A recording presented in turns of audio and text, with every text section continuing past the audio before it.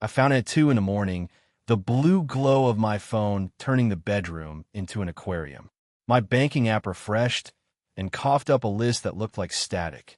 99-cent charges, $2.49 for 99, stacked for pages under family expenses. Music subscriptions I never use. Cloud storage upgrades I never approved. In-app coins for a game I did not download. Delivery fees to a dorm address I know by heart. The numbers were small enough to feel harmless and big enough to bruise a month. Divorced dad math hits different.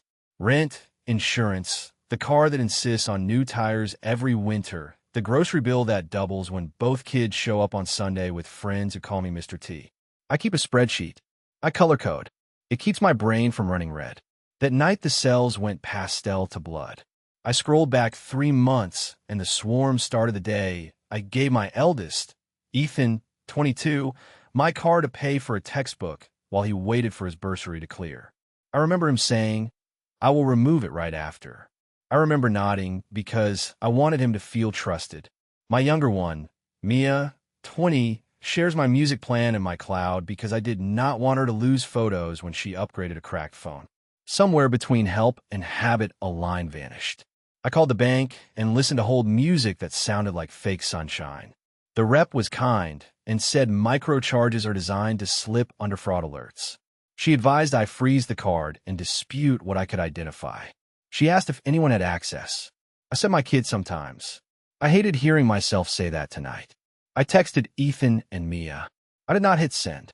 I pictured their phones lighting up at 2:05 a.m., my name in gray bubbles, and I felt old. I put the phone face down and stared at the ceiling fan until the room stopped spinning. Then I opened my notes app and wrote a list. Freeze card. Audit subscriptions. Change passwords. Talk like a person, not a volcano.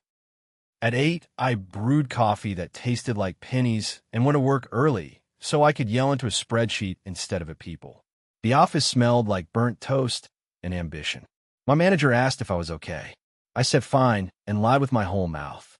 At lunch, I pulled my credit report out of the sense that the floor had more trapdoors. 2 pages in, I saw a store card approval stamped 6 weeks ago. The limit sat like a dare. The mailing address was mine.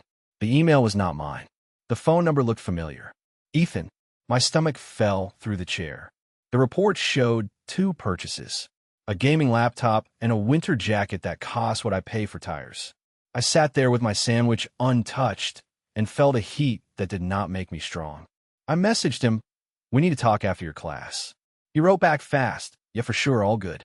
The easy confidence of someone who thought the universe would extend him store credit forever. I walked home and rehearsed a speech that started calm and ended with sirens. At 5:30, he came by to pick up packages like he does, still using my address because it is convenient. He asked if he could make a grilled cheese. I said we need to sit. He sat. I showed the list of microcharges. I showed the card approval. He frowned like the numbers had personally offended him. He said he thought the store had offered a student discount and that the card was temporary. He said the microcharges were probably trials. He said Mom told him not to stress, that I had a good job, that I would not mind. He said a lot of things that were not the one thing I needed, which was ownership. He said the truth was this. He kept my card on file because the textbook purchase failed once and he panicked before an exam. Trials did not cancel because finals ate his brain. The store card was offered at checkout, and the clerk said everyone does it. He meant to tell me, then tuition posted, then rent, then a friend needed to borrow, and he kept juggling. The jacket was on sale. He did not smile.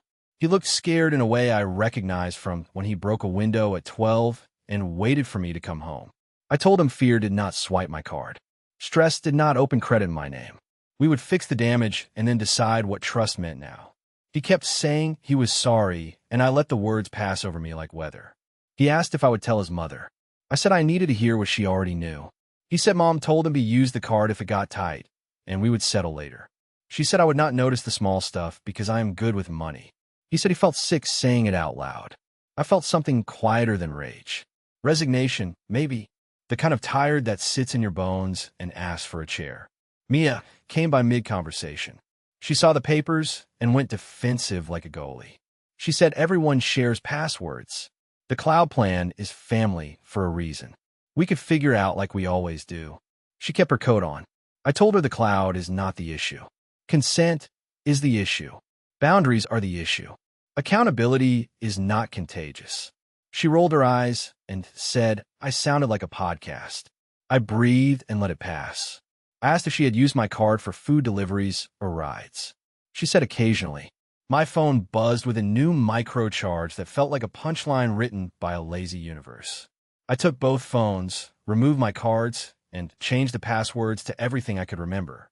I printed a one-page sheet with new rules like a landlord I never wanted to be. Ask before you use. Return money within 7 days. No new accounts with my name. If you cannot afford it, you do not borrow my identity to pretend you can. Consequences are not cruelty. They are course correction. Ethan nodded and looked 12. Mia crossed her arms and looked 25 in a courtroom I could not see. I told them I would dispute what I could and eat the rest. Ethan would sell the gaming laptop and apply the money to the card. I would help call the bank. Mia would move to her own music plan and storage this week. We set a reminder. I said I loved them, and I was done being an ATM with a last name. Ethan cried. It was messy and human and hurt to watch. Mia softened, then stiffened when her screen lit with Mom's name. She answered on speaker. Their mother's voice floated into the kitchen. She said I was overreacting. Kids do dumb things. I make everything about control. The clerk probably made the mistake, and the card company would erase it if I did not create drama. I said I would speak to her later. She said she told Ethan to apply because his credit should start young and that I would thank her when he bought a house. Microcharges are normal life. I was being punitive. My jaw ached. I hung up. I told the kids dinner was off and boundaries were on. I would email a plan, and we could review after classes tomorrow. I told them I was proud of how quickly they learn and that this lesson had to hurt or it would not stick. The kettle clicked off behind me like an applause I did not earn. That night I cannot sleep, so I made lists. Subscriptions canceled. Passwords changed. Morning came like a test I had not studied for. I ran the identity check before coffee. The report loaded line by line. Each row a window I did not know I owned. No fresh loans, thank God. One store card I already knew. 2 authorized devices logged into my payments wallet that did not belong to me. A tablet nickname that matched me as dorm. A laptop name that sounded like Ethan's gamertag. I removed both devices, and the page asked if I wanted to notify users. I clicked no because I wanted silence more than lectures. I called the store card issuer. The agent asked for the application number. I said I never applied. She read the application back. Employer, my company. Salary, close but wrong. Email, a new one with my first initial and last name tucked into a student domain. Phone, Ethan's with one number swapped. The clerk entered the application in the dorm store. The purchase happened online. The card shipped to my address. It was a tidy circle until you pressed. She said I could file a fraud affidavit and a police report, or I could treat it as a family matter. Those are my choices. The word family felt like a knife. I thanked her and asked for the recordings to be preserved. She said they always are. I called my ex. She answered with the kind of calm you practice in mirrors. I told her about the store card. She said the clerk must have typed something wrong. I told her the application used my employer and a student email. She said that was impossible. I said Ethan admitted she encouraged him to apply. She said he misheard. I said I do not think so. She said I was trying to ruin his credit. I said he did that when he chose convenience over consent. She told me I am punitive. I said I am done being easy. I wrote a timeline and attached screenshots. I sent the file to a lawyer I use for contracts. He called me back before lunch. We could file a quiet civil claim naming Ethan as the card applicant and the issuer for records, then move to mediation with a repayment plan. Surgical and boring.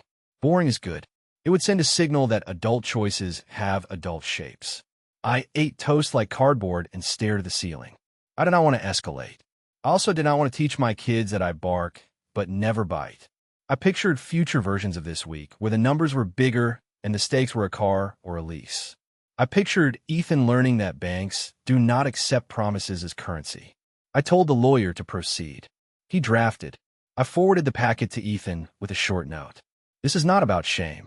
This is a paper trail that keeps us honest. A plan beats panic. Two options: mediation with repayment and credit counseling, or I file and let the timeline drive. I copied the X because my hand were tired of being the only adult in the room. Ethan called. He said this would ruin his life. He said I was making a small mistake into a mountain.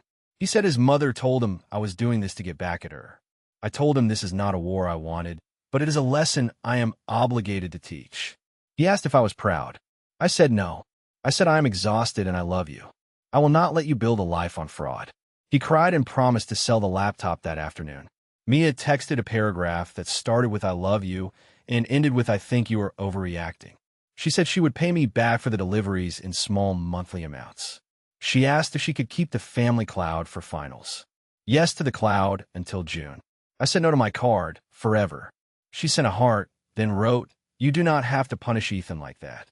I put the phone down and walked the block twice. Mediation felt like a dentist for money.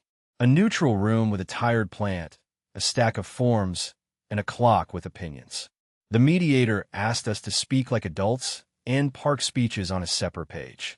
Ethan arrived with a backpack and rings under his eyes. My ex came with a folder of printouts and a smile that said she was already right. I brought the timeline and a pen that clicked too loud. The mediator started with the simple parts. Yes, the application used my employer without permission. Yes, the email was fabricated. Yes, the card mailed to my address and was activated. No, I did not authorize it. Purchases were made. She asked Ethan to restate that in his own words. He did, voice small and clear. Why? He was scared of falling behind and ashamed to ask. His mother told him it was fine. My ex said the clerk misled him, and I should be proud he was building credit. The mediator asked who told Ethan to use my employer because that was misrepresentation. Silence was loud. Ethan looked at the table and said he found the employer on LinkedIn to speed approval. My ex said nothing. The plan was simple. Ethan returns or sells the laptop within 7 days and submits proof. He calls the issuer with me and signs the affidavit acknowledging misuse. The issuer closes the account and removes me. We arrange a repayment schedule for fees and charges, monthly, automatic. Ethan attends 2 free credit counseling sessions at school. I remove his access to my payment methods. We sign it. I said yes. Ethan said yes. My ex asked for a handshake. I said no. The mediator asked if there were other leaks. I slid the micro charges across. Mia was not present, but her name sat in delivery addresses. We would draft a second note for Mia, focused on reimbursement and boundaries. I would handle that at home. During a break, Ethan stood beside the plant and whispered that he messed up. He wanted to fix it and hated seeing me disappointed. I told him disappointment is not a sentence.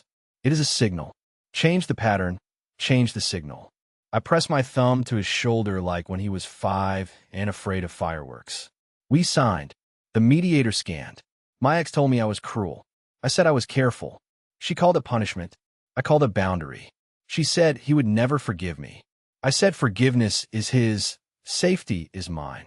At home I wrote a plan for Mia. We went line by line. She promised monthly payments and an end to casual taps on my wallet. She kept the cloud through finals and moved off it after. She made me tea and did not roll her eyes. Progress arrives in teaspoons. Weeks slid by and the house got quieter. The micro charges stopped. The account felt like a room I could breathe in again. Ethan sent screenshots of payments on Fridays. He sold the laptop and used the cash to erase the balance. He went to counseling and came home with a folder called How Credit Actually Works. One night, he asked if I hated him. I said no. I hated the way we made money a secret and expected honesty to appear by magic. I loved him enough to be the bad guy in a short chapter so he could be the main character in a better one. He laughed and said I was corny. Sometimes corny is code for true. I changed the last password and poured the last soda down the sink like a ritual. I'm not an ATM. I'm a parent. Love pays out differently now. It is receipts. It is calendars. It is a door that closes when trust is tired and opens when it is strong. When I finally slept, the quiet felt earned. In the morning, I woke before my alarm and smiled at the empty notification list. I'm scared, learning, but I'm not the nice guy who says fuck it and pays anyway. I choose quiet rules over loud regret.